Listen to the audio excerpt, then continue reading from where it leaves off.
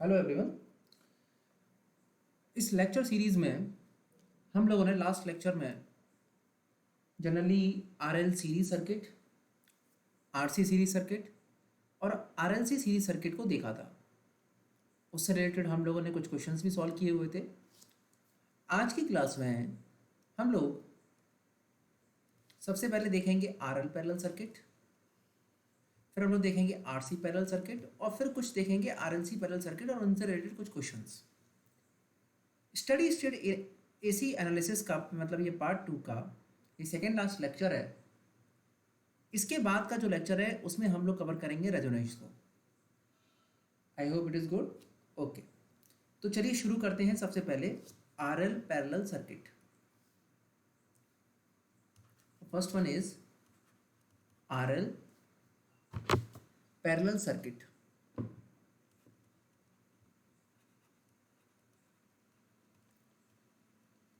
Same analysis पूरी उसी तरीके से रहेगी जिस तरीके से हम लोगों की सीरीज में थी, बट यहाँ थोड़ा सा डिफरेंस रहेगा कि यहाँ पे हम लोग जो हमने वहाँ सीरीज कनेक्शन किया था आर और एल का, उसी तरीके से यहाँ पर हम जनरली पैरेलल में कनेक्शन करेंगे। तो एक हमारे पास एक रेजिस्टेंस हो गया दैट इज आर, एक इंडक्टर हो गया दैट इज एल, और एक वोल्टेज सोर्स हो गया दैट इज वी। ठीक, ये मैंने वोल्टेज सोर्स मान लिया वी का। एक करंट फ्लो करेगा दैट इज आई, रेजिस्टेंस के अक्रॉस जो करंट फ्लो करेगा that is I R, inductor के अक्रॉस जो करंट फ्लो करेगा दैट इज आई एल। ठीक, चलिए अगर मैं यहाँ ए नोड के ऊपर at node A if I apply KCL, what is I? I equal to I R plus I L. ये बात सभी को समझ में आ रही है। बट सर हम जानते हैं कि this L is generally a frequency dependent parameter. जो वी होगा, for example I assume that V equal to V M sine omega t, तो उस फ्रीक्वेंसी से रिलेटेड यहाँ पर एक रिएक्टेंस जनरेट होगा और उस रजिस्टर जो ये जो रिएक्टेंस होगा वो बेसिकली उसका वो आउट ऑफ द फेज होगा बाई 90 डिग्री। तो एक्चुअली ये जो नॉर्मल आपको एडिशन लग रहा है दिस इज वेक्टर एडिशन।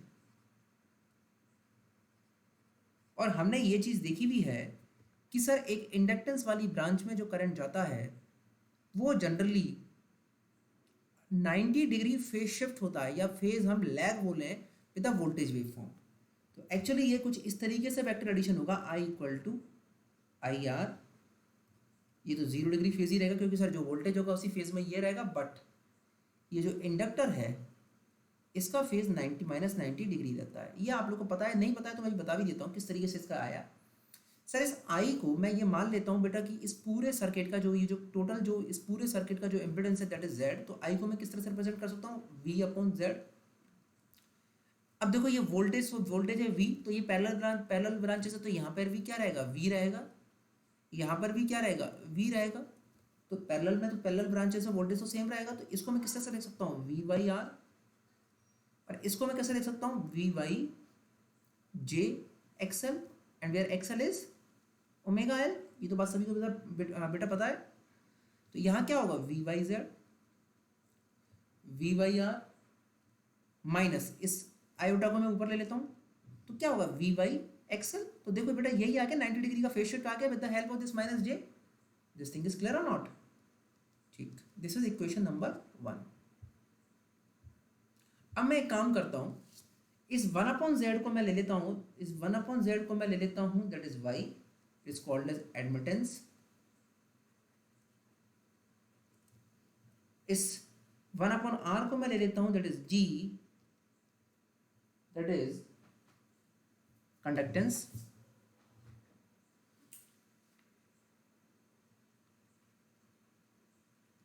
और इस 1 अपॉन एक्स को मैं ले लेता हूँ दैट इज बी एल। इसको बोलते हैं इंडक्टेंस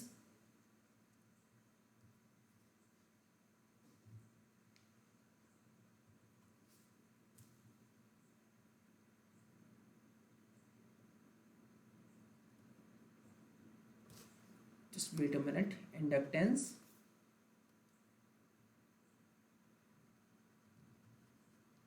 susceptance, ठीक है, this is called as BL, ठीक है।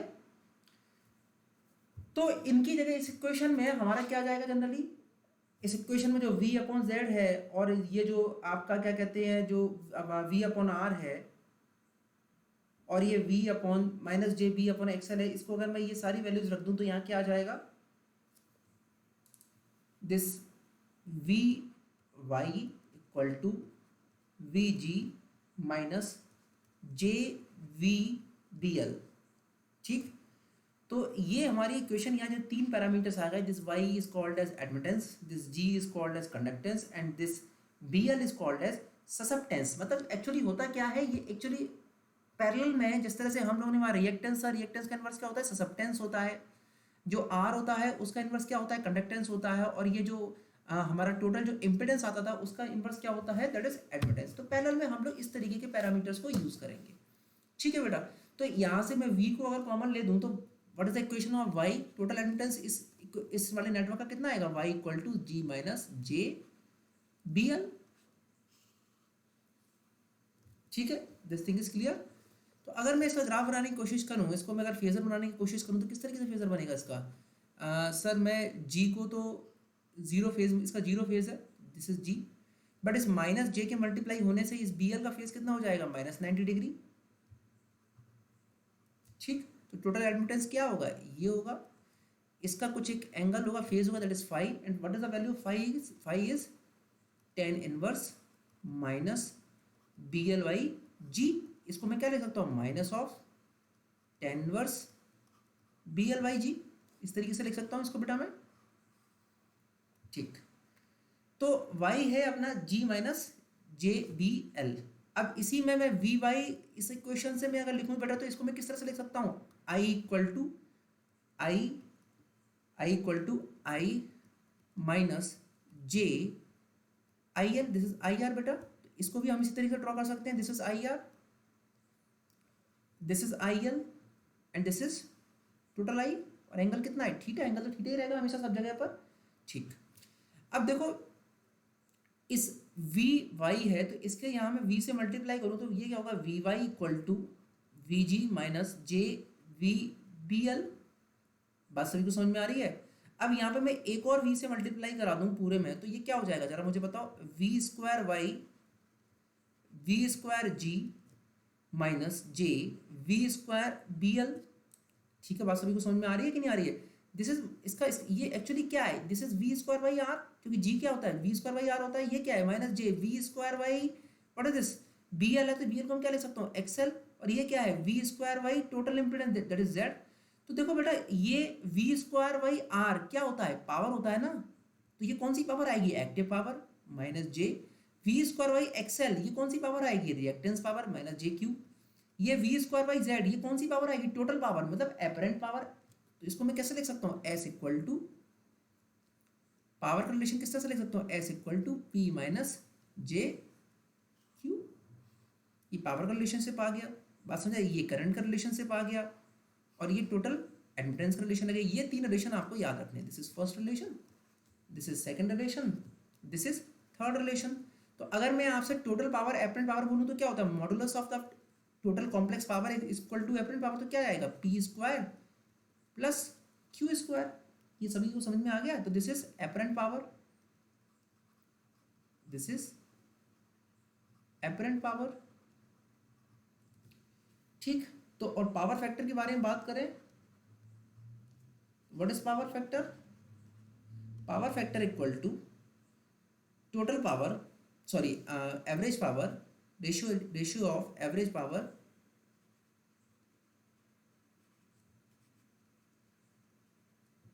डिवाइड बाई टोटल पावर और एपरेंट पावर, मतलब PY mod S। तो ये तो तुम्हें पता है कि इसकी वैल्यू क्या निकल के आती है, cos थीटा, क्योंकि what is P, VRMS into IRMS into cos theta, and what is S is VRMS into IRMS। तो पावर फैक्टर क्या आएगा, cos theta.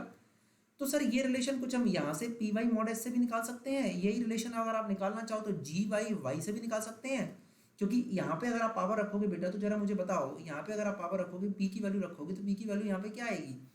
What is P? V square by R. V square by R आ जाएगा ना, P की जगह रखोगे इस वाले इक्वेशन से, V square by R. This is, मैं बता देता हूँ किससे, इससे V square by R P की value. And what is the value of S? V square by Z. तो वी स्क्वायर आप रखेंगे बाई आर और वी स्क्वायर बाई जेड रखेंगे, तो वैल्यू क्या आएगी? आर इंटू जेड, और जेड का इन्वर्स करेंगे तो नीचे क्या आएगा? G upon Y. बात समझ में सभी को आ रहा है? तो ये रिलेशन यहाँ से भी आ सकता है, या ये रिलेशन पावर फैक्टर का आई आर अपन आई से भी आ सकता है, क्योंकि देखो जी अपन वाई है, तो जी अपन वाई के लिए देखो आई आर एक्चुअली क्या होता है? आई आर होता है वी इंटू जी, और आपका आई क्या होता है? V into Y. तो आप V G upon V Y रखोगे तो वैल्यू क्या आएगी? G upon Y. बात समझ में आ रहा है? तो बेटा ये सारे ही रिलेशन पावर फैक्टर के होते हैं, तो इन सारे रिलेशन को पावर फैक्टर के लिए आप यूज कर सकते हो। तो अब लेकिन क्वेश्चन सर ये अराइज करता है कि पावर फैक्टर लीडिंग होगा या लैगिंग होगा, ये आप डिस्कस करो। Sir we know that the total current, हम पावर फैक्टर निकालने के लिए, पावर फैक्टर लीडिंग और लैगिंग निकालने के लिए हम बेसिकली करंट का फेजर देखते हैं with respect to voltage waveform. तो what is I? I is V into Y. बात सभी को समझ में आ रही है? I equal to V into Y. अब इस what is a V? V मैंने माना for example V M cos omega naught T. इसको मैं कैसे लिख सकता हूँ? V M by root two, phasor में लिखना है तो 0 degree. And what is Y? Y is G minus J B L. इसको कैसे लिख सकता हूँ? Root G square plus B L square, और इसका एंगल कितना होगा? Minus theta. ही माइनस थीटा ही तो है, हमने एक्चुअली इसकी वैल्यू कितनी है? माइनस थीटा है ना, माइनस थीटा बोल लो या आप ये बोल लो, थीटा की वैल्यू हमने ये लिखा ना, minus tan inverse B L by G. तो अब तुम ये देखो कि ये y के साथ जब ये मल्टीप्लाई होगा करंट का, तो करंट का जो फेज आएगा वो कुछ माइनस थीटा आएगा, मतलब minus tan inverse B L by G आएगा। तो अगर वोल्टेज वेवफॉर्म को मैं यहाँ बना रहा हूँ, तो करंट वेवफॉर्म माइनस थीटा है, तो कुछ यहाँ बनेगा।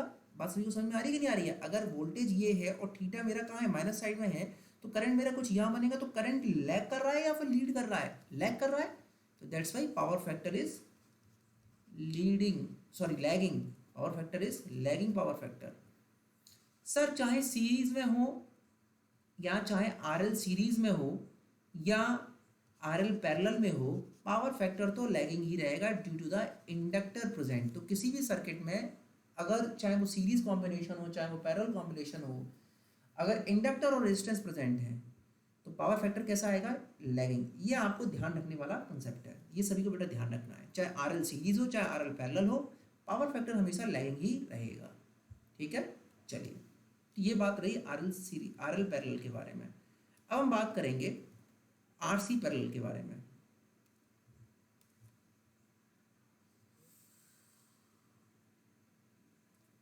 ठीक, चलिए, now we will talk about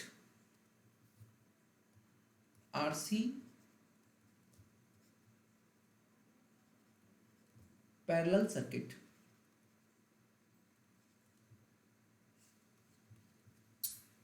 तो यहाँ पर जिस तरह से हमने एक आरएल पैरेलल सर्किट लिया था, उसी तरीके से हमें एक आरसी पैरेलल सर्किट लेना पड़ेगा।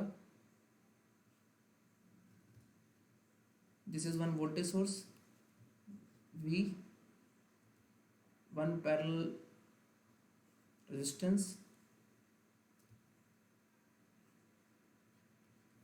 one parallel capacitance. This is C, this is I, this is IR, this is IC। ठीक, सभी को क्लियर है? चलिए, so with the application of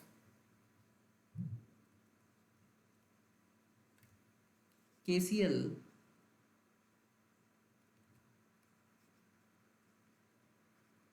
eight node A, क्या होगा? I equal to IR plus IC। So with our experience we know that this is vector addition. और हमको पता भी है सर कि जनरली एक कैपेसिटेंस जो होता है, वो कैपेसिटेंस जनरली क्या करता है सर? करंट को हमेशा लीड कराता है वोल्टेज वेवफॉर्म से। तो ये अगर मैं इसके वेक्टर एडिशन फॉर्म में इसको लिखूं, तो how can I write it? I equal to I R 0 degree plus I C 90 degree ये हम जानते हैं क्योंकि हमने सिंगल कैपेसिटेंस सर्किट और single R circuit, single inductive circuit हम लोगों ने ऑलरेडी पढ़ा हुआ है। अगर आपको नहीं समझ में आ रहा हो तो मैं बता देता हूँ। वोल्टेज अगर यहाँ है और पैरेलल ब्रांचेस है तो यहाँ भी एक वी रहेगा, यहाँ भी एक वी रहेगा। तो मैं how can I write it this V, अगर मैं टोटल सर्किट का इम्पिडेंस जेड मान लेता हूँ बेटा, तो साई को किस तरह से लिख सकते हैं हम, V Y Z, V Y R, V Y, इसको मैं अभी एक्स ही मान लेता हूँ, ठीक है, अभी एक्स ही मान लेता हूँ। And we know that the X C is 1/j⍵c, तो क्या बनेगा ये v/z, v/r, j ऊपर आ जाएगा, और मैं एक काम करता हूँ वी वाई और ये ω c भी ऊपर आ जाएगा। एक काम करता हूँ मैं एक काम कर लेता हूँ, इस j को यहाँ ले लेता हूँ और xc को मैं वैल्यू, xc की वैल्यू मैं यहाँ पे डिनोट कर लेता हूँ 1/ω c, है ना, तो जिससे थोड़ा क्लियर रहेगा। तो मैं इसको बोल सकता हूँ दिस इज v/z, अब v/r प्लस j v/xc, बेटा दिस थिंग इज क्लियर, ठीक। तो यहाँ से मैं देखूँ अगर, तो तुम देखो कि इसका फेस कितना आ रहा है, ये तो अभी इसका फेस तो मुझे पता नहीं, ये फेस क्या है 0 डिग्री और इसका फेस क्या है प्लस जे है, तो 90 डिग्री फेस आएगा। तो वही मैंने लिखा यहाँ पे, कैपेसिटेंस के ऊपर जो करंट आएगा that is plus 90 degree face होगा उसका, ठीक। यहाँ पर मैं बेटा 1/z को फिर से एडमिटेंस मान लेता हूँ, मैं 1/r को कंडक्टेंस मान लेता हूँ, और मैं 1/xc को कैपेसिटर ससेप्टेंस मान लेता हूँ, ठीक है। तो व्हाट इज दिस 1/, इसलिए इक्वेशन किस तरीके की हो जाएगी, V Y equal to V G plus J V, इसको मैंने डिनोट कभी यहाँ की ही नहीं है, दिस इज वाई, मैं इसको वाई मानना हूँ, इसको मैं जी मानना हूँ और इसको मैं वी सी मानना हूँ, ठीक है। तो क्या इक्वेशन आ जाएगी, V Y plus V G plus J V V C. तो अगर यहाँ से v कॉमन लेके मैं इसको रिमूव कर दूँ तो y की इक्वेशन क्या आ जाएगी, y equal to G plus J V C, this thing is clear बेटा, ठीक। तो अगर मैं इसका फेजर बनाने की कोशिश करूँ, अगर मैं इसका फेजर बनाने की कोशिश करूँ, तो अगर ये एक एडमिटेंस अगर का फेजर बनाने की कोशिश करूँ तो दिस इज जी और दिस इज बी सी, है ना, सॉरी ये गलत हो गया क्योंकि ये -90 डिग्री हो गया, तो 90 डिग्री तो ऊपर होगा ना, तो दिस इज जी, ठीक,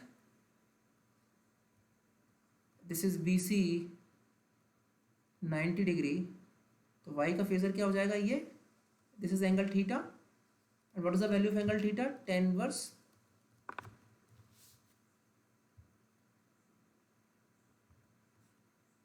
B C Y G, this is positive angle theta, ठीक है, सभी को समझ में आ रहा है। और अगर मैं टोटल एडमिटेंस का मैग्नीट्यूड निकालने की कोशिश करूं तो ये दिस इज वेक्टर एडिशन, क्या वैल्यू आएगी, मॉड वाई कितना आएगा, G square plus P C square, बात सभी को समझ में आ रही है। चलिए अब इसके बाद में मैं अगर इस एडमिटेंस की इक्वेशन में वी वी का मल्टीप्लाई करा दूं पूरे में, तो क्या हो जाएगा, ये V Y V G plus J V V C, तो what is this, this is total I, this is I R J I C. तो बेटा करंट का फेजर आने की कोशिश करूं तो क्या होगा, this is I are,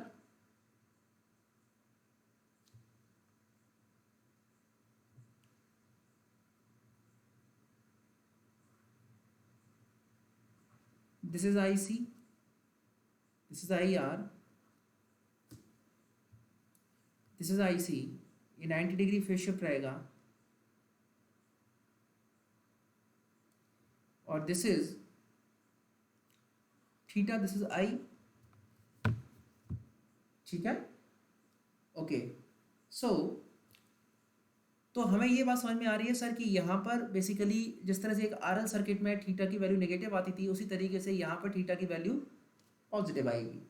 now total अगर मैं आई के बारे में बात करूँ तो what is the total I is I R square plus I C square. इसी इक्वेशन में मैं फिर से v का मल्टीप्लाई करूँ तो V square Y equal to V square G plus J V square B C. तो बेटा this is like V square Y Z, तो ये क्या है, टोटल पावर कॉम्प्लेक्स पावर, ये क्या है वी स्क्वायर वाई जी है और वी स्क्वायर इंटू जी, और इसको इसी को मैं वी स्क्वायर बाई आर भी कर सकता हूँ, तो ये क्या हो जाएगा मेरा active power that is real power plus J B square B C, उसको मैं करूँगा V square by X C, तो ये बेसिकली क्या हो जाएगा रिएक्टेंस पावर। तो here I can write complex power is form as P plus J Q. Okay, so I can also draw the phasor for complex power. This is my real power, this is my real power है ना, this is my reactance power और this is my complex power, that is total power। ठीक है, I can write this।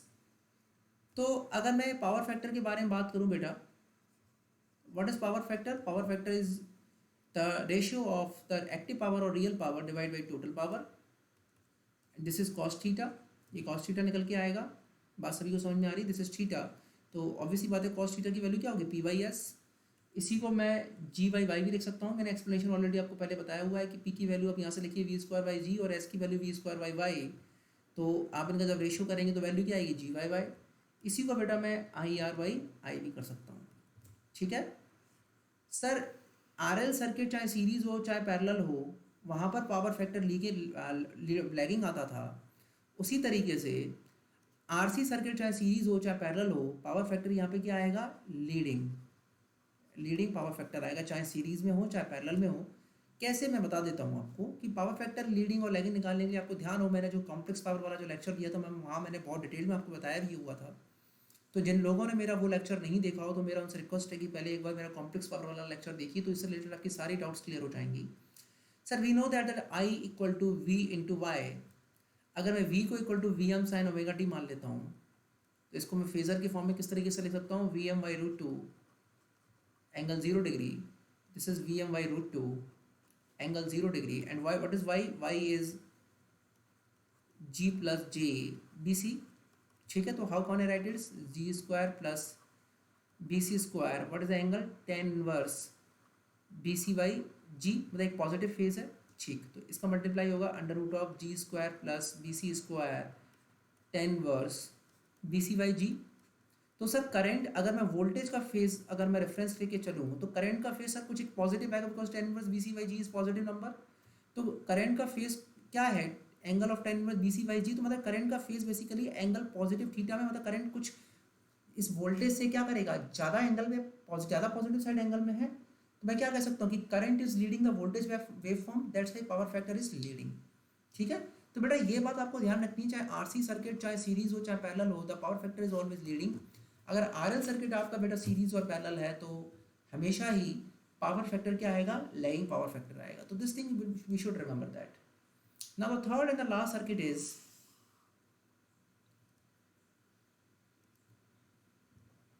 Parallel RLC circuit.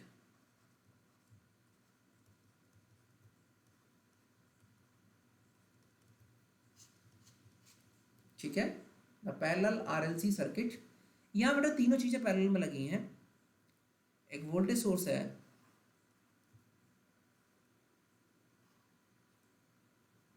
एक parallel में resistance लगा हुआ है,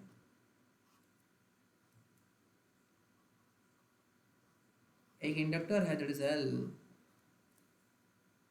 और एक कैपेसिटेंस है दैट इज सी। ठीक है, ये बात सभी को समझ में आ रही है बेटा।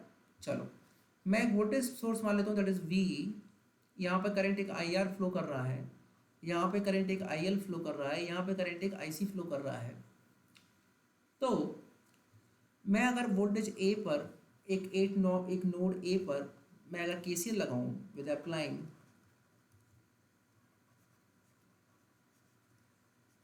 केसीएल एट नोड ए, तो मुझे समझ में आ रहा है कि my total current is I equal to I R plus I L plus I C. We must remember that this is a vector addition.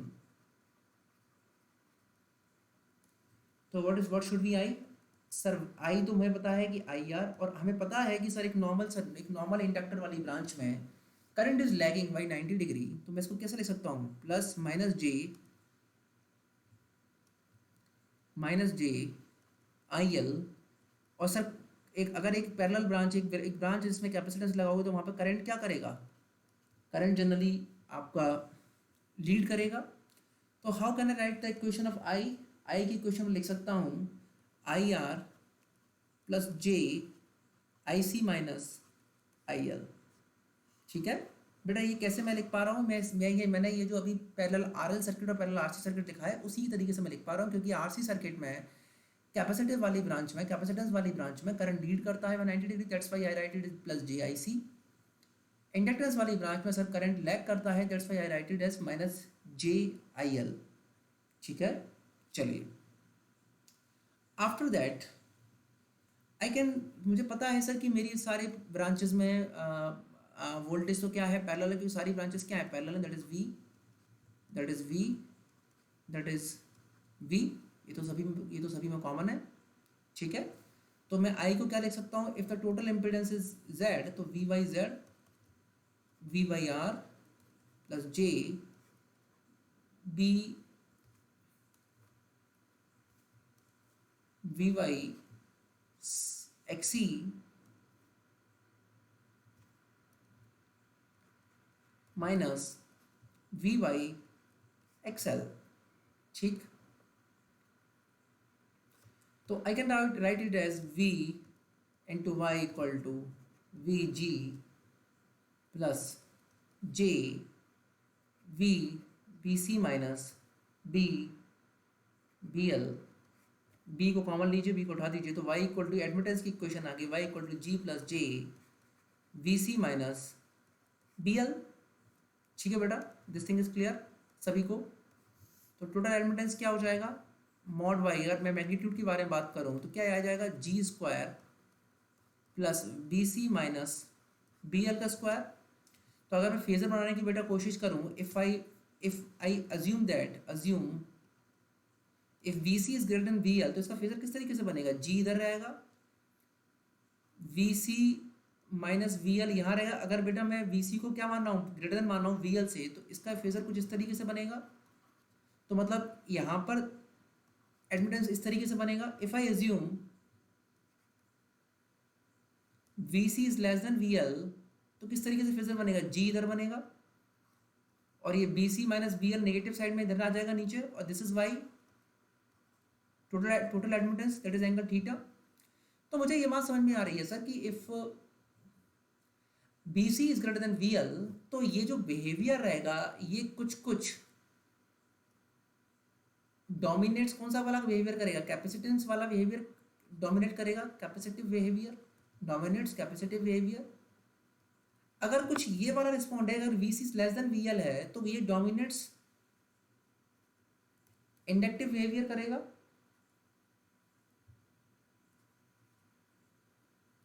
बात सभी को समझ में आ रही है बेटा, चलिए, तो ये चीज़ ध्यान रखनी है। तो एक आरएलसी सर्किट में कुछ बिहेवियर इन दो तरीके की वैल्यूज पर डिपेंड करेगा। If VC is greater than VL, then the dominate capacitive behaviour dominates, और जो पावर फैक्टर रहेगा वो लीडिंग रहेगा। अगर BC is greater than VL रहेगा, क्योंकि यहाँ पे एंगल थीटा क्या है, पॉजिटिव। अगर BC is less than VL रहेगा तो इंडक्टिव बिहेवियर डोमिनेट करेगा, और जो एंगल ही थीटा आया ये नेगेटिव आएगा, और पावर फैक्टर क्या रहेगा, लैगिंग। बात सभी को समझ में आ रही है कि नहीं आ रही है, चलिए। अगर इस y के साथ में v स्क्वायर का मल्टीप्लाई कर दूं, g के साथ में मैं v स्क्वायर का मल्टीप्लाई करा दूं, इस पूरे फैक्टर के साथ v स्क्वायर का मल्टीप्लाई करा दूं, तो क्या आएगा, v square into Y v square into G plus v square into B C minus B L. तो ये क्या हो जाएगा, v स्क्वायर इंटू वाई, मुझे पता है सर कि this is called as total power complex power s, this is active power real power plus यहाँ j है प्लस जे, और ये वी स्क्वायर वी सी मतलब ये सर क्यू सी होगा, और ये क्यू एल होगा, मतलब ये active reactance power of capacitance और minus reactance power of inductance. बात सभी को समझ में आ रही है नहीं है, तो this is total complex power. तो अगर मैं टोटल एपरेंट पावर के बारे में बात करूँ तो इसका magnitude that is P square plus Q C minus Q L का होल स्क्वायर। तो इस तरीके से टोटल मेरी क्या आ जाएगी, एपरेंट पावर आ जाएगी। ठीक, तो इस तरीके से मैं पावर भी निकाल सकता हूँ, मैं इस तरीके से मैं जनरली नॉर्मली वो भी निकाल सकता हूँ, क्या, एक्टिव पावर और रियल पावर। सर अगर मैं थीटा एंगल के बारे में बात करूं तो वैल्यू क्या आएगी, theta tan inverse B C minus B L by G. किस इक्वेशन से, इस इक्वेशन से। ठीक है, अगर इस इक्वेशन से अगर मैं कॉम्प्लेक्स पावर की इक्वेशन से निकालना चाहूँ तो थीटा की वैल्यू क्या आएगी, tan inverse Q C minus Q L by P. बात सभी को समझ में आ रही है नहीं आ रही बेटा। तो किसी भी तरीके से किसी भी इक्वेशन से मैं थीटा वैल्यू निकाल सकता हूँ। Theta value is basically phase angle. तो पावर फैक्टर के बारे में अगर हम बात करें, ये जो थीटा है दैट इज कॉस थीटा, इसी को मैं बोल सकता हूँ पी वाई मॉड एस, इसी को मैं बोल सकता हूँ जनरली जी वाई बाई, और ये यही इक्वेशन होगी आपकी पी वाई एस, और यही इक्वेशन होगी, इसी को मैं आई आर बाई आई भी कर सकता हूँ। तीनों तरीके से मैं पावर फैक्टर निकाल सकता हूँ। पावर फैक्टर मेरा लैगिंग होगा, ये मैं ऑलरेडी बात कर चुका हूँ, if V C is less than V L. Power factor एक लीडिंग होगा if V C is greater than V L. एक थर्ड कंडीशन और बनती है जो हम अगले लेक्चर में देखेंगे, दैट इज रेजोनेंस कंडीशन। इसके बारे में मैं बहुत डिटेल में अगली क्लास में बात करने वाला हूँ, when V C equal to V L. वो हम बाद में बात करेंगे, इसको हम बोलते हैं unity power factor. We will discuss बेटा about this in the next lecture, unity power factor we will discuss in next lecture. तो परेशान नहीं होना है अभी बिल्कुल भी, अभी एक क्लास और बची है स्टेडी एसी एनालिसिस की, जिसमें हम ये सारी चीज़ देखेंगे, डिस्कस इन नेक्स्ट लेक्चर। ठीक है, दिस थिंग इज क्लियर बेटा for everyone. This is all about the parallel RLC circuit. ठीक है, तो बेटा ये तीन तरह के सर्किट्स होते हैं। एक होता है आपका, सबसे पहले आपने देखा that is RL parallel circuit, और एक RC parallel circuit, and the third one is हमारा पैरेलल आरएलसी सर्किट।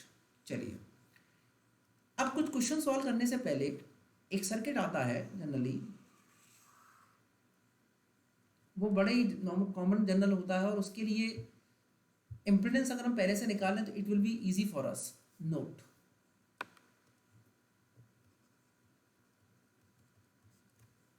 अगर मेरे पास में एक सर्किट इस तरीके का दिया हुआ है,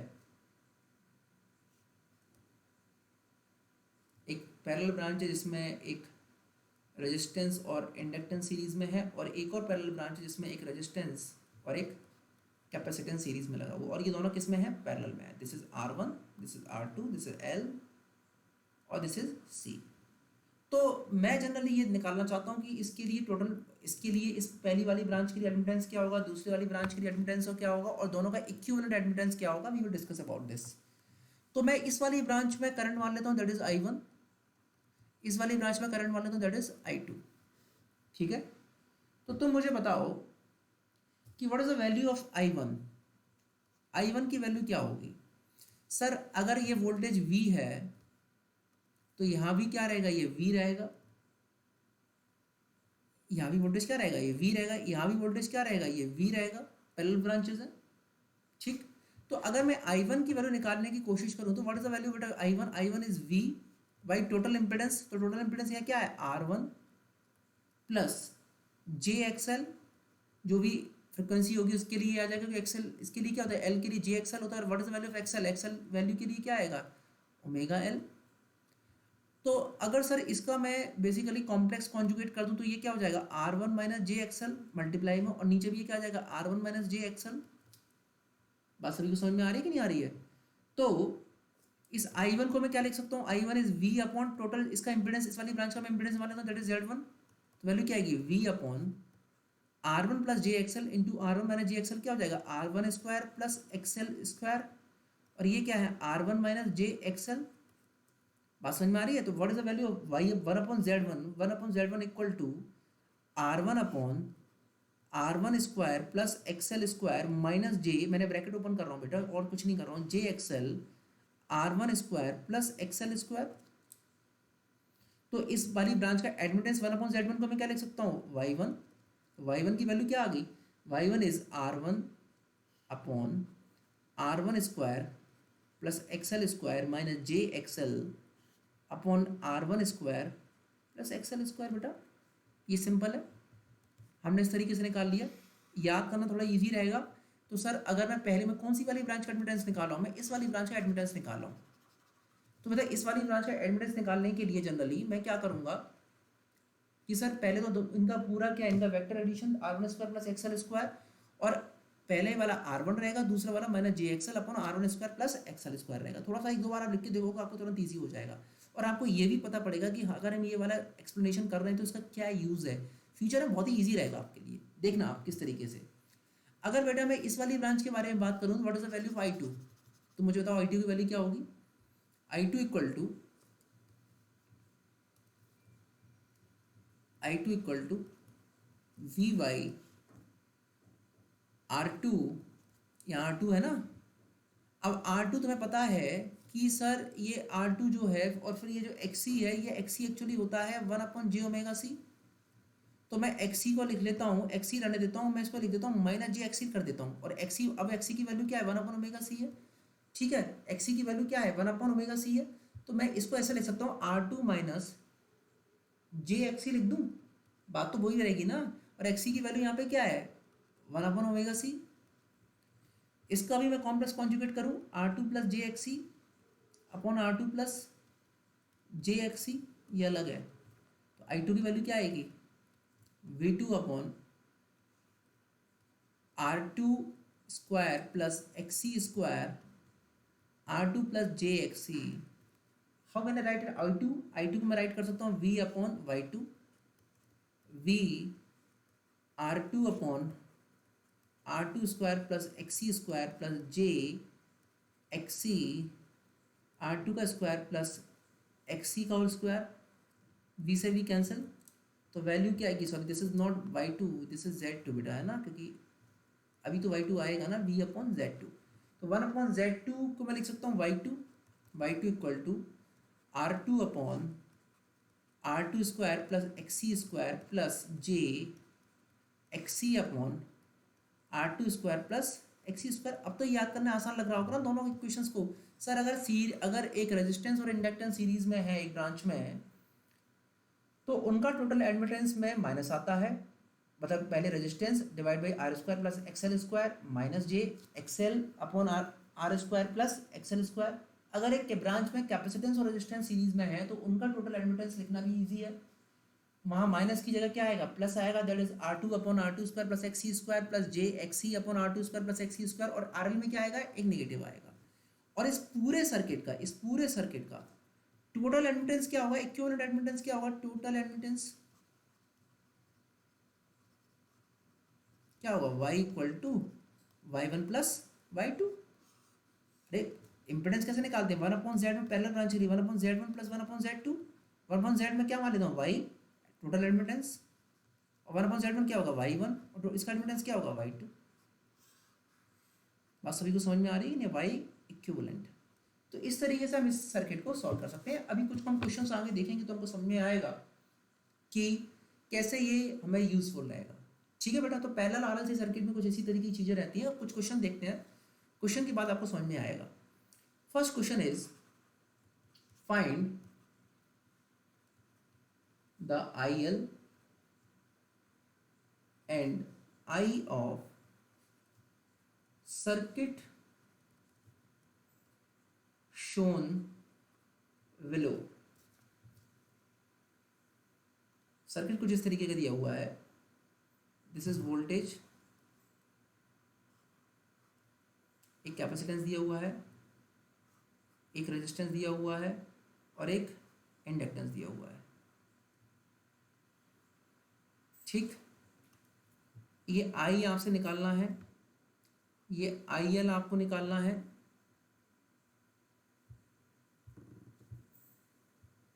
ठीक, ये आपको कुछ करंट की वैल्यू दी हुई, this is 13 ampere, this is 5 ampere, और ना R की वैल्यू दी है, ना L की वैल्यू दी है, ना C की वैल्यू दी है। अब इस क्वेश्चन को आपको सॉल्व करना है। तो देखो ध्यान से, अगर मैं इस वाली इन दो ब्रांचेस की मैं अगर बात करूं और ये टोटल करंट है, ठीक है, यहाँ पे मैं एक नोड मान लेता हूँ, दैट इज नोड B। तो एट नोड B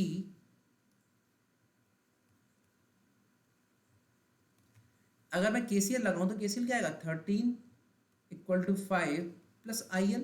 बट बेटा दिस इज वेक्टर एडिशन ना, दिस इज वेक्टर एडिशन ना। तो तुमको पता है कि सर यहाँ पे अगर मैं निकालूंगा तो दिस इज 5 प्लस, और ये जो IL है बेसिकली, ये IL एक्चुअली क्या होगा, IL -90 डिग्री तुमको पता है कि सर जो इंडक्टेंस के ऊपर जो करंट होता है वो बेसिकली 90 डिग्री फेज शिफ्ट रहता है, मतलब -90 डिग्री फेज शिफ्ट रहता है अगर रेजिस्टेंस से मैं कंपैरिजन कवर करूंगा तो ये इक्वल टू किसके है 13। तो इनका एक्चुअली क्या होगा वेक्टर एडिशन, तो इसका मैग्नीट्यूड की अगर मैं बात करूँ, ये मैग्नीट्यूड एक्चुअली तुमको दिया हुआ है, दिस इज मैग्नीट्यूड। तो अगर मैं 13 के बारे में बात करूँ तो इसको किस तरह से लिख सकते हैं 13 इक्वल टू, तो ये under root of 5 square plus I L square. तो यहाँ से बेटा वैल्यू निकालोगे, वैल्यू कितनी आएगी 169 equal to 25 plus I L square. यहाँ से आई एल की वैल्यू आएगी 144 स्क्वायर, आई एल की वैल्यू आएगी 12 एम्पियर। बेटा ये बात समझ में तुमको आ रही है कि नहीं आ रही है? दिस 5 एम्पियर आई एल यहाँ वेक्टर एडिशन होगा, तो ये जो टोटल करंट 13 एम्पियर दिया है उसकी वैल्यू क्या आएगी आई R square plus I L square. तो यहाँ से आई एल की वैल्यू कितनी आएगी 12 एम्पियर।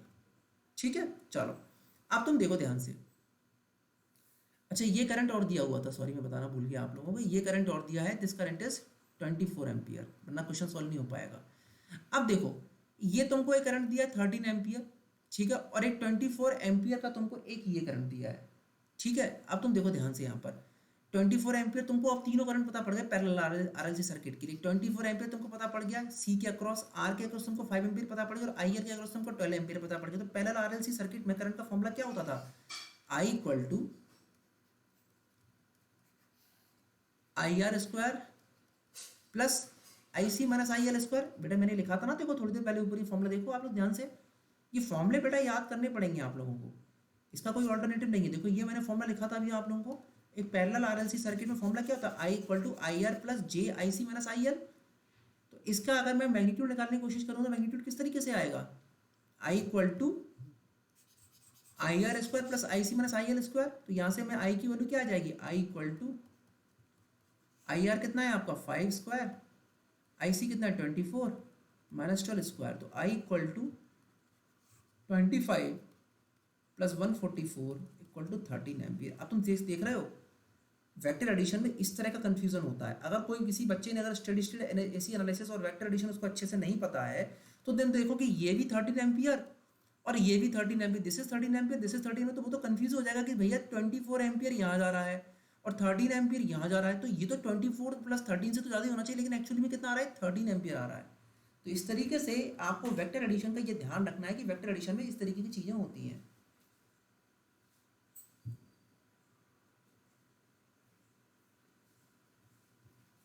अगला क्वेश्चन देखते हैं, next question, find the value of C if the power factor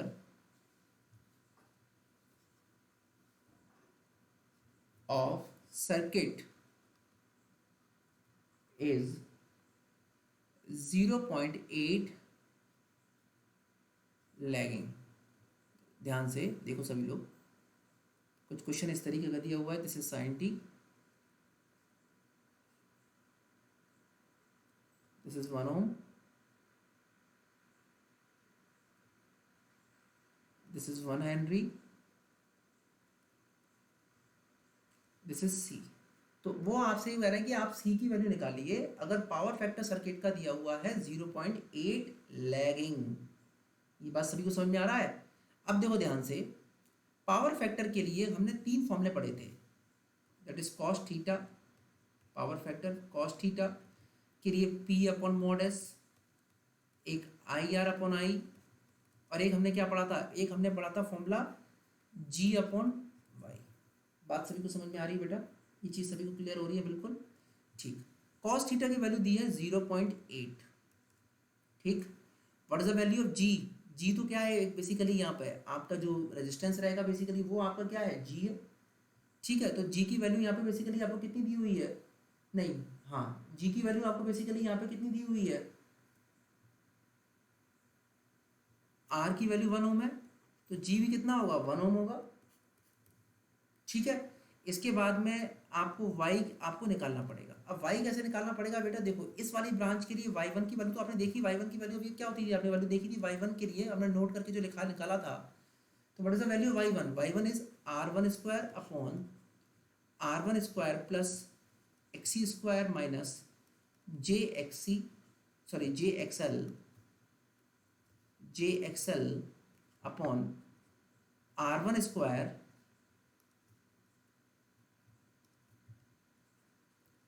plus XL square.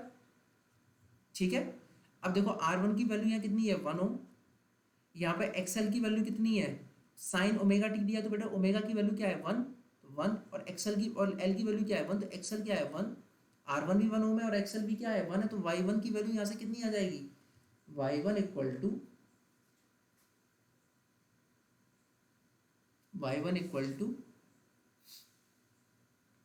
1 upon 1 plus 1 minus j 1 upon 1 plus 1। This thing is बेटा क्लियर और नॉट, ये चीज़ सभी को समझ में आ रही है। तो दिस इज y1, तो y1 की वैल्यू क्या है 1 अपॉन 2 माइनस जे वाई अपॉन 2। ठीक है, इसके बाद y2 की वैल्यू क्या है, y2 में देखो तुम्हारा ये तो कुछ है नहीं, R2 की वैल्यू तो यहाँ क्या है y2 में 0, देखो फॉर्मूला बेटा y का मैंने ये लिखा ना, y2 का वैल्यू क्या था R2 upon R2 square plus XC square plus J XC upon R2 square plus XC square, लेकिन यहाँ R2 तो है नहीं, तो R2 की वैल्यू क्या है 0, तो वैल्यू सिर्फ किसकी आएगी एक्सी की आएगी। तो y2 एक्चुअली यहाँ पे दूसरे वाले में क्या है, y2 इज एक्चुअली दूसरे वाले का इंपेडेंस हम निकालेंगे 1 अपॉन एक्सी, मतलब ये इसकी वैल्यू आएगी जे ओमेगा की वैल्यू क्या है 1 इंटू सी, मतलब इसकी वैल्यू आएगी जे सी, ये वैल्यू आएगी। And what is total y1 plus y2, तो वैल्यू कितनी आई 1 upon 2 minus j upon 2 plus j C, this is y। बात सभी को समझ में आ रही है कि नहीं आ रही है, मैंने किससे निकाला है, जो मैंने अभी ये वाला फॉर्मूला आपको पढ़ाया था ऊपर नोट में, वो एक्चुअली यहाँ पे सेम वही है, बट यहाँ पे क्या है R2 नहीं किया मैंने, R2 की वैल्यू 0 ओम है। ठीक है, this thing is clear for everyone.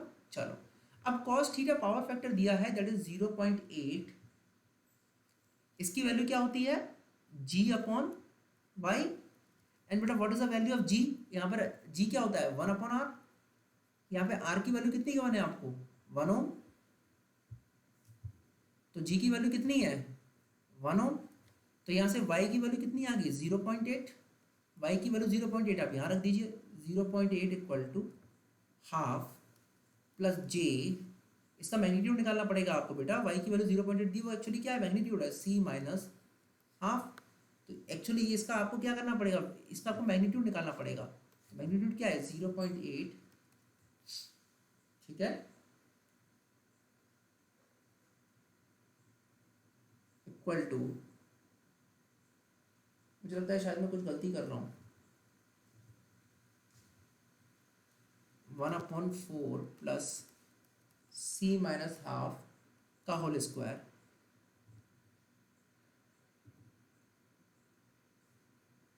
I think I have done one mistake, just wait a minute, मैं थोड़ा गलत बता दिया एक्चुअली, मैं थोड़ा गलत बता दिया, I am sorry, just wait for 1 minute. देखो ध्यान से, ये मैंने एक्चुअली गलत बता दिया आपको, यहाँ पे r की वैल्यू 1 नहीं होगी, आई एम सॉरी फॉर दैट। देखो एक मिनट, यहाँ पर y की वैल्यू बेटा यहाँ पे क्या आई है y इक्वल टू बेटा क्या आया है हाफ, ये टोटल y आया है प्लस j c माइनस 1/2, और y बेटा किस फॉर्म में होता है g plus J something like that होता है, बात समझ में आ रहा है कि नहीं, j plus something like that होता है, तो ये पूरा क्या होता है रिएक्टेंस y में, और ये पूरा क्या होता है कंडक्टेंस। तो बेटा मैं ये गलत बता गया कि g की वैल्यू 1 नहीं, आपको एक्चुअली जो टोटल g निकालना पड़ेगा, वो टोटल g आपको y के एडमिटेंस के एक्सप्रेशन से निकालना पड़ेगा, तो g की वैल्यू यहाँ पे क्या है 1/2, I am really sorry for that, मेरा ये मिस्टेक था। तो यहाँ पे टोटल g की वैल्यू क्या आएगी 1/2। अब यहाँ से एक्सप्रेशन रखो, कॉस थीटा की वैल्यू क्या है G Y Y, 0.8 equal to G is half, y is y के आपको मैग्नीट्यूड रखना पड़ेगा ना, तो 1/2 का whole square plus c minus 1/2 का होल स्क्वायर, इसको आप सॉल्व करेंगे, सॉल्व करके मैं बता देता हूँ आपको, दिस इज 0.64, दिस इज 0.25, तो ये क्या हो जाएगा 1/4, इसको मैं क्या रख सकता हूँ 0.25 प्लस c माइनस हाफ का होल स्क्वायर, यहाँ से c की वैल्यू आ जाएगी 0.125 फैरेड। आप इस इक्वेशन को सॉल्व करिएगा, c की वैल्यू आ जाएगी 0.125 फैरेड। ठीक है, ये बात बेटा सभी को क्लियर हो गई। थोड़ा सा मैंने गलती बता दिया था, r की वैल्यू 1 नहीं आएगा, यहाँ पे जो टोटल y का एक्सप्रेशन है, दिस टोटल y का एक्सप्रेशन ये एक्चुअली इस फॉर्म में होता है, y ये टोटल सर्किट का g है, टोटल सर्किट का g कितना आया है आपका j समथिंग, ये लाइक कुछ ये bs vc माइनस vl के फॉर्म में, तो ये what is g, this g is 1/2 ओम। ठीक है, I think this is clear. The next question is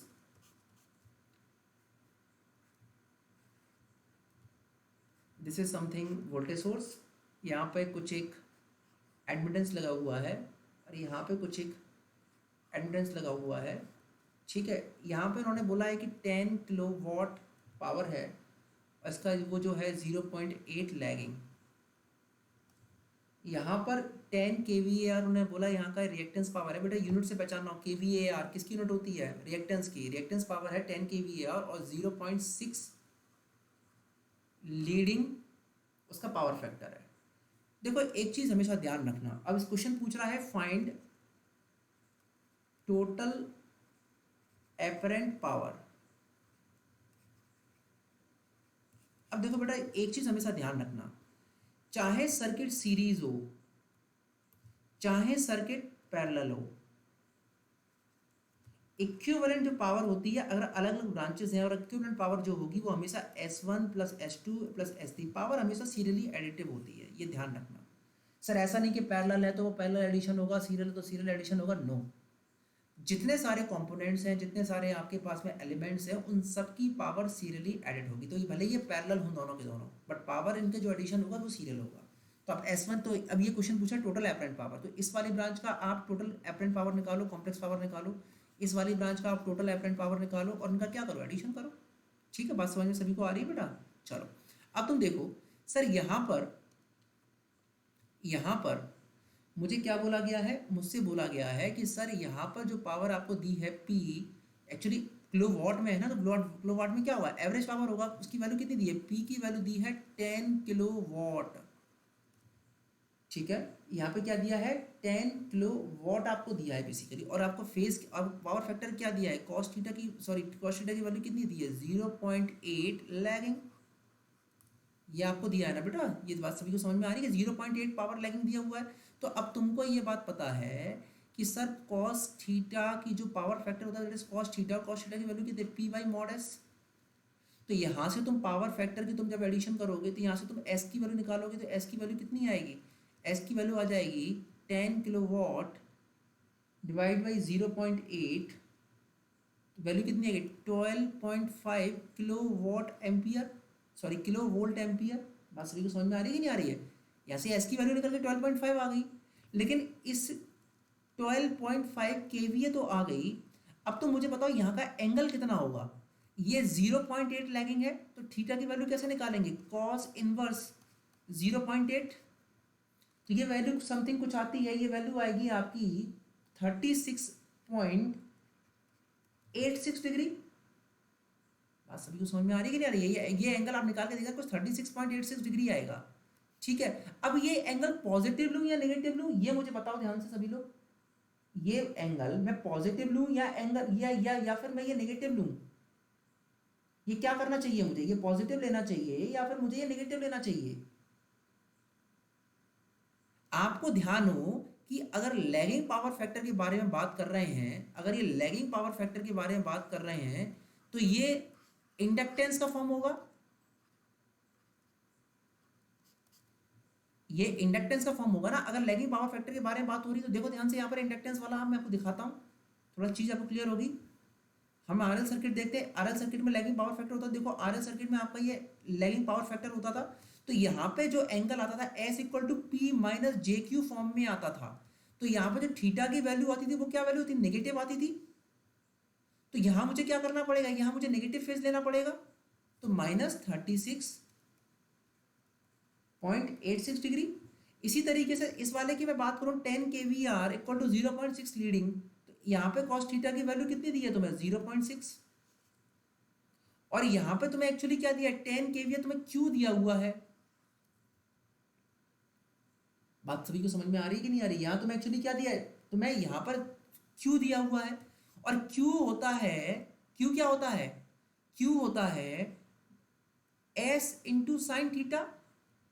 अरे तुम्हें नहीं समझ में आ रहा? देखो ध्यान से, दिस इज P और this is Q RL circuit के लिए, और दिस इज S और दिस इज एंगल थीटा। तो अगर मैं Q की वैल्यू, अगर मैं यहाँ पे Q बाई S करूं तो वैल्यू क्या आएगी? Sine theta. तो यहाँ से Q की वैल्यू क्या आएगी? S साइन थीटा, मॉड से S इंटू साइन थीटा। तो मॉड S की वैल्यू क्या आ जाएगी? Q बाई साइन थीटा, ठीक है, तो तुम्हें रिएक्टेंस पावर कितना दिया हुआ है यहाँ पर 10 kVAR, और साइन थीटा कैसे निकालेंगे, कॉस थीटा की वैल्यू यहाँ पे पावर फैक्टर यहाँ कितना दिया 0.6, तो sine square theta plus cos square theta equal to 1, तो कॉस थीटा की वैल्यू यहाँ से कितनी आ जाएगी, कॉस थीटा की वैल्यू यहाँ से आ जाएगी 1 minus sine square theta 1 minus 0.36 equal to 0 point कितनी वैल्यू आएगी यहाँ से, दिस इज वैल्यू आ जाएगी मेरे हिसाब से ये 1 माइनस 0.36 में करूँगा तो 1 माइनस ये 0.6 पावर फैक्टर जो 1/1 माइनस 0.36 इक्वल टू 0.64, तो ये वैल्यू 0.8 आ जाएगी। तो यहाँ से मैं 0.8 करूँगा, तो यहाँ से वैल्यू जो भी आएगी, तो अब ये इसके लिए जो वैल्यू आपकी आई है 10/0.8, ठीक है किलो, तो दिस इज एक्चुअली S2। अब इसमें देखो ये लीडिंग पावर फैक्टर है, लीडिंग पावर फैक्टर के लिए एंगल कैसा आता था, पॉजिटिव एंगल आता था। बात सभी को समझ में आ रही है कि नहीं आ रही है, लीडिंग पावर फैक्टर के लिए क्या था, तो यहाँ पे वैल्यू क्या आएगी θ2, तो दिस इज S2 और what is S1, this is S1, this is S1। अब टोटल S कितना होगा, टोटल S होगा S1 प्लस S2, तो S1 प्लस S2 में एक तो आपका ये यहाँ पर है, ये किसकी वैल्यू कितनी है 12.5 प्लस एंगल जो आपका आया है that is just wait a minute, जो आपका ये एंगल आया है -36.86 डिग्री, एंड दिस इज 10/0.8, क्योंकि मेरे पास कैलकुलेशन नहीं है, आप लोग उसका कैलकुलेशन कैलकुलेटर से करिएगा, दैट इज θ2। इनका फिर आपको वेक्टर एडिशन करना पड़ेगा with the help of calculator, जो भी आंसर निकल के आएगा वो आंसर आप निकालिएगा इसमें। बात सभी को समझ में आ रही है बेटा, तो इस तरीके से आप एक पावर के क्वेश्चंस भी सॉल्व कर सकते हैं, बट आपको थोड़ा सा ध्यान रखना पड़ेगा, कैलकुलेशन थोड़ी सी इसमें ज़्यादा होती है, पर कंसेप्ट आपको ध्यान से निकालने पड़ेंगे। एक तो इसमें कंसेप्ट बेसिकली ये वाला कंसेप्ट था कि चाहे पैरेलल में हो चाहे सीरीज में हो, आपको पावर का हमेशा एडिशन ही करना पड़ेगा, ठीक है। तो इसका एक दो क्वेश्चंस और हैं, वो हम लोग अगले लेक्चर में सॉल्व करेंगे, और हम लोग देखेंगे आगे किस तरीके से हम इसमें और भी हम लोग क्वेश्चंस हम लोग इसके और कैसे किस तरह के क्वेश्चंस इसमें आते हैं, हम प्रीवियस ईयर में भी हम लोग देखेंगे। तो I think this is I think for today's lecture it is sufficient, और आप जो भी इनके नोट्स हैं इन नोट्स को आप बनाइए। I hope you enjoy the lecture, और किसी भी तरीके का बेटा डाउट हो तो आप कमेंट सेक्शन में डाउट अपना लिखिए, मैं उसे अगले लेक्चर में कवर करूँगा। और जिन लोगों ने मेरे चैनल को सब्सक्राइब नहीं किया हो वो चैनल को सब्सक्राइब करें और अपने दोस्तों को शेयर कराएं। Thank you so much for joining.